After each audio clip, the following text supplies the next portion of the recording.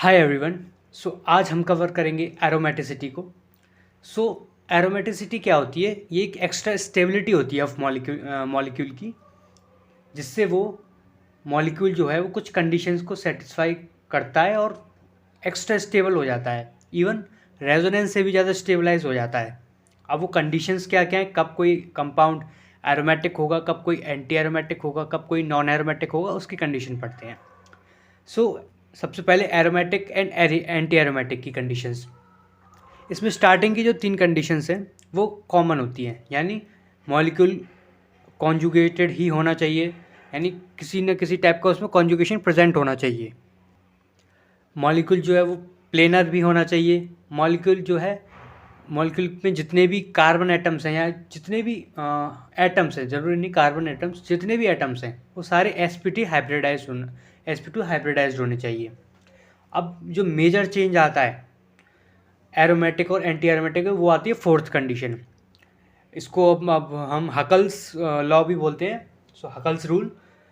Aromatic के लिए जो है 4n+2 पाई इलेक्ट्रॉन्स होने चाहिए एंड एंटी एरोमेटिक के लिए 4n पाई इलेक्ट्रॉन्स होने चाहिए। इन चारों कंडीशंस में अगर एक भी कंडीशन सेटिस्फाइड नहीं होती तो वो जो कंपाउंड होता है वो नॉन एरोमेटिक कहलाता है।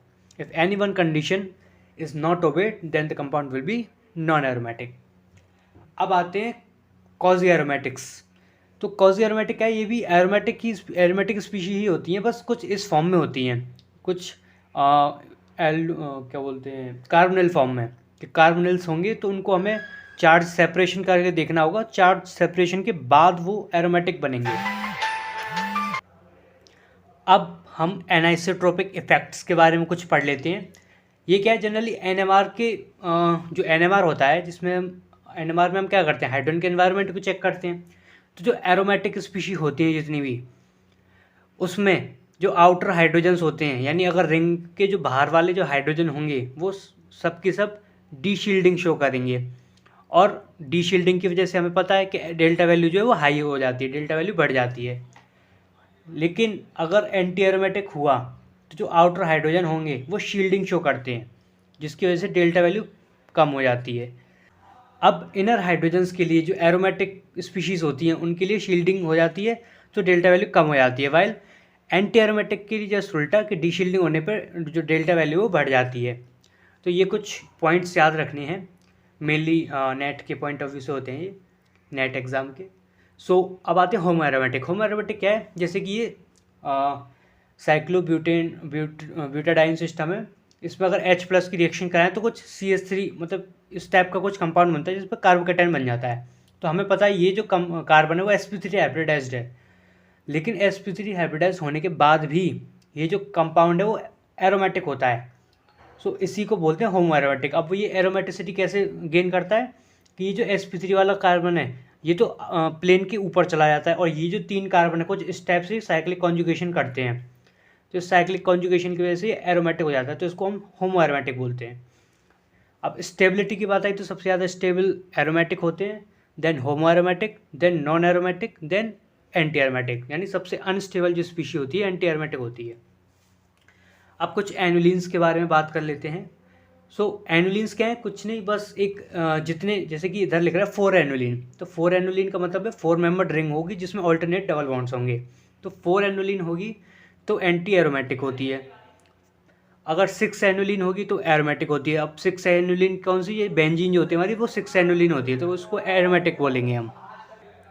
अब सबसे पहला एक्सेप्शन मान सकते हो या फिर कह सकते हो कि जो 8 एनुलिन होनी है वो 8 एनुलिन होनी तो चाहिए एंटी एरोमेटिक, लेकिन ड्यू टू नॉन प्लेनरिटी उसकी वजह से नॉन प्लेनर हो जाती है। 8 एनुलिन का स्ट्रक्चर कुछ टब शेप का होता है, तो इसको हम शॉर्ट में COT भी बोलते हैं, साइक्लो ऑक्टेट टेट्राइन्स। इस तरह के स्ट्रक्चर की होने की वजह से नॉन प्लेनर हो जाती है, जिसकी वजह से नॉन एरोमेटिक बन जाती है। 10 एनुलिन। अब 10 एनुलिन क्या कि ये होनी तो ये एरोमेटिक चाहिए, लेकिन इसमें क्या है, ये 10 एनुलिन होती है तो ये इसमें जो हाइड्रोजन्स होते हैं ये वाले, ये आपस में रिपल्शन करते हैं बहुत ज़्यादा। तो इस रिपल्शन की वजह से ये जो एनुलिन है वो नॉन एरोमेटिक हो जाती है, क्योंकि कंपाउंड नॉन एरोमेटिक हो जाता है। अब आते हैं 12 एनुलिन पे। तो 12 एनुलिन होना तो एंटी एरोमेटिक चाहिए, लेकिन ये भी नॉन एरोमेटिक हो जाता है। 14 एनुलिन एरोमेटिक ही रहता है, 16 एलुलिन नॉन एरोमेटिक हो जाता है। सेम कारण, जैसे इसमें रिपल्शन होता है ऐसे इसमें भी रिपल्शन होता है। बाकी जो 18 एनुलिन है वो एरोमेटिक रहता है। 20 एलुलिन ये भी एंटी एरोमेटिक होता है। बाकी आगे जिसको जो होना चाहिए वही रहते हैं, क्योंकि रिंग साइज बड़ा हो जाता है तो कोई रिपल्शन आगे जाके नहीं होता। अब फुलवीन्स की बात करें तो फुलवीन्स, जितने भी फुलवीन्स होते हैं, फुलवीन्स क्या होते हैं, इस टाइप के कंपाउंड्स होते हैं कि रिंग के एक्सो डबल बॉन्ड्स होते हैं, एक्सोसाइक्लिक डबल बॉन्ड्स। तो ये सारे के सारे फुलवीन्स क्या है, नॉन एरोमेटिक होते हैं जितने भी फुलवीन्स हैं। तो इनमें हम ऐसे, जिसमें कॉजी एरोमेटिक वालों में हमने चार्ज माइग्रेशन करवा के देखा था, इसमें हम चार्ज माइग्रेशन नहीं करवाते, ऐसे चार्ज सेपरेशन नहीं करवाते, तो इसको नॉन एरोमेटिक होता है ये। अब ये एग्जाम्पल है कोर एनुलिन का। ये एरोमेटिक होता है, इसका जो स्ट्रक्चर होता है वो प्लेनर नहीं होता, प्लेनर ना होने के बावजूद भी ये एरोमेटिक होता है। और ये कोर एनुलिन क्या है, ये C60 जो एलोट्रोप होती है उसकी जो यूनिट होती है वो है ये। अब आते हैं फुलवैलिन्स पे। फुलवैलिन्स क्या है कि दो रिंग डबल बॉन्ड से कनेक्टेड होंगी, तो हमें जो चार्ज माइग्रेशन है या चार्ज सेपरेशन है कुछ इस टाइप से करवाना है कि दोनों रिंग एरोमेटिक बन जाएं। अगर दोनों एरोमेटिक बनती है तो एरोमेटिक कंपाउंड होगा। अगर एक भी एंटी एरोमेटिक हो जाता है तो एंटी एरोमेटिक बोलेंगे इसको। जैसे कि इसमें 3 मेंबर और 5 मेंबर पे इधर करवाएंगे तो इसमें नेगेटिव आएगा, तो इधर नेगेटिव आएगा तो 6 पाई इलेक्ट्रॉन हो जाएंगे, इधर पॉजिटिव आएगा तो 2 पाई इलेक्ट्रॉन हो जाएंगे। तो ये दोनों एरोमेटिक बनने, तो ये एरोमेटिक स्पीशी है। तो ये हो गया फुलवीन्स। अब कुछ एग्जाम्पल्स जो कि इम्पोर्टेंट है बहुत, जैसे कि फर्स्ट, इसमें क्या है, चार्ज सेपरेशन करवाएंगे तो इधर पॉजिटिव आएगा, इधर भी पॉजिटिव आएगा, तो 2 पाई इलेक्ट्रॉन होने की वजह से ये क्या एरोमेटिक बन जाएगा। ये क्या है, ये बोरॉन है, तो बोरॉन पे वैकेंट पी ऑर्बिटल होती है, तो ये ऐसा पॉजिटिव चार्ज इसको कंसिडर कर सकते हैं। तो कॉन्जुगेशन तो है, लेकिन ये 4 पाई इलेक्ट्रॉन की वजह से एंटी एरोमेटिक हो जाता है। ये फुलवीन्स है। फुलवीन का बताया था कि नॉन एरोमेटिक होते सारे, तो ये नॉन एरोमेटिक होता है। ये क्या फुलवलीन्स, तो इसको हम चाहे इधर साइड घुमा लें, इधर सिमेट्रिकल किधर भी घुमा सकते थे, एंटी एरोमेटिक ही रहेगा, क्योंकि एक रिंग तो एरोमेटिक बन जाएगी लेकिन दूसरी रिंग जिसमें एंटी एरोमेटिक ही रहेगी।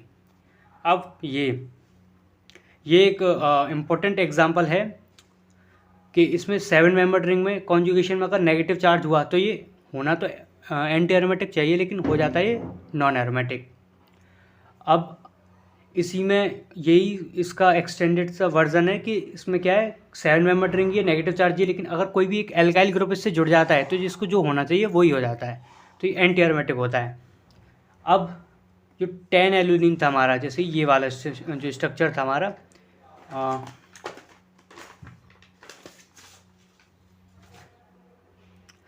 जो हमारा 10 एलुलिन था, उसमें ये जो 2 हाइड्रोजन रिपल्शन कर रहे थे, अगर किसी तरह से हम इनको हटा के कुछ और लगा दें ग्रुप्स, तो ये रिपल्शन हट जाएगा और ये जो साइक्लिक कॉन्जुगेशन है वो कंटिन्यू रहेगा, तो ये एरोमेटिक बन जाएगा। तो कुछ इस टाइप का एग्जांपल है ये वाला, 2 हाइड्रोजन हट के हमने ये डबल बॉन्ड लगा दिया तो ये एरोमेटिक होता है।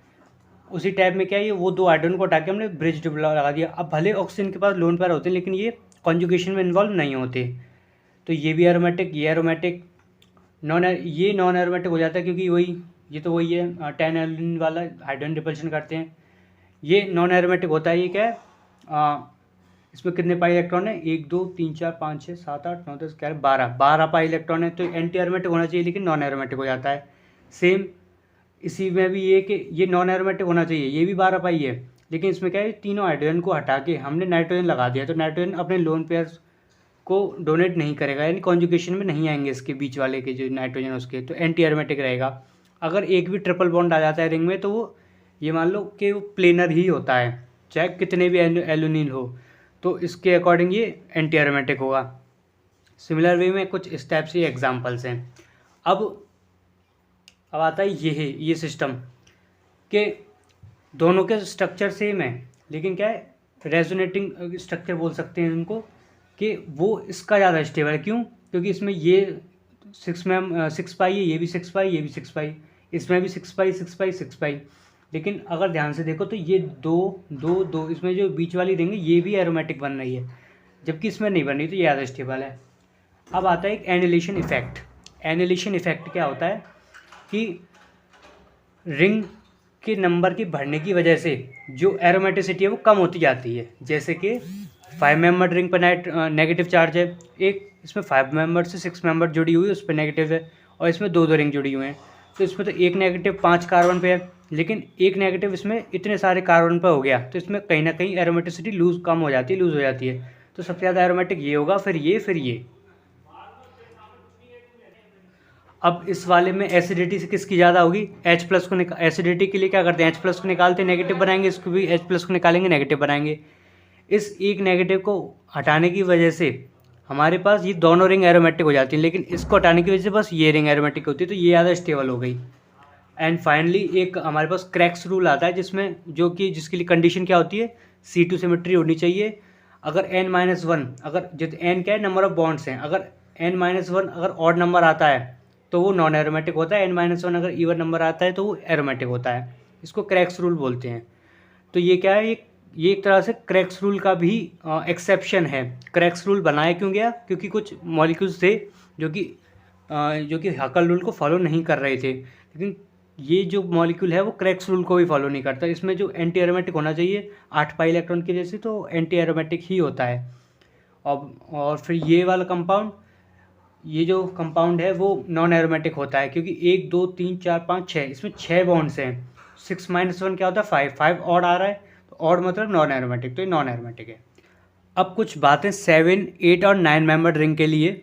अगर 7, 8, 9 मेंबर्ड रिंग हों और अगर वो एरोमेटिक बन रही हों तो वो एरोमेटिक ही होंगी, लेकिन अगर इन तीनों में से कोई भी अगर एंटी एरोमेटिक बन रही हो तो वो नॉन एरोमेटिक हो जाएगी। लेकिन फिर भी इसके अंदर कुछ एक्सेप्शंस होते ही हैं, जैसे कि ये 7 मेंबर्ड रिंग है, ये इसके अगर ऊपर पॉजिटिव चार्ज है तो एरोमेटिक होनी चाहिए, एरोमेटिक है, लेकिन ये एंटी एरोमेटिक होनी चाहिए, लेकिन क्या बन जाएगी, नॉन एरोमेटिक। अब इसके लिए मैंने एग्जांपल बताया था अभी कि अगर इस पर कोई भी एल्काइल ग्रुप आ जाता है तो ये फिर से एंटी एरोमेटिक बन जाती है। और कब ये एंटी एरोमेटिक बनेगी, जब इस पर कोई हेट्रोएटम आ जाएगा, जैसे कि ऑक्सीजन पे, क्योंकि इसके लोन पेयर पार्टिसिपेट करेंगे तो एंटी एरोमेटिक हो जाएगी। ये होगी 6-7 मेंबर्ड की बात। अब 8 मेंबर्ड रिंग में क्या है, जैसे कि ये, तो इसमें कितने, 1 2 3 4 5 6 7 8 पाई की वजह से ये एंटी एरोमेटिक होना चाहिए, लेकिन होगा नॉन एरोमेटिक। ये 1 2 3 4 5 6 7 8 9 10 पाई की वजह से एरोमेटिक होना चाहिए, एरोमेटिक होता है ये। अब आती 9 मेंबर्ड की बात। 9 मेंबर्ड रिंग में क्या है कि ये 1 2 3 4 8 पाई इलेक्ट्रॉन की वजह से एंटी एरोमेटिक होना चाहिए, लेकिन होता है नॉन एरोमेटिक। सिमिलर अगर नाइट्रोजन आ जाता है तो इसमें क्या है, 1 2 3 4 5 6 7 8 9 10 पाई इलेक्ट्रॉन है, तो एरोमेटिक होना चाहिए, एरोमेटिक होता है। अब इसमें एक्सेप्शन है कि अगर 9 मेंबर्ड रिंग में ऑक्सीजन आ जाता है तो भले 10 पाई हैं पर वो एरोमेटिक ना होके नॉन एरोमेटिक हो जाता है। अब एक इसमें ये है कि हमें पता है कि जो 8 एनुलिन होती है वो नॉन एरोमेटिक होती है, लेकिन अगर 8 एनुलिन में अगर तुम ट्रिपल बॉन्ड लगा दोगे तो वो प्लेनर होके जो होना चाहिए उसको, जो कि एंटी एरोमेटिक होना चाहिए, तो वो बन जाती है। सो एक बात याद रखनी है, अगर किसी मॉलिक्यूल में ट्रिपल बॉन्ड है तो वो हमेशा प्लेनर ही होगा। सो जो आंसर आना चाहिए उसके अकॉर्डिंग ही आंसर आएगा। So thank you.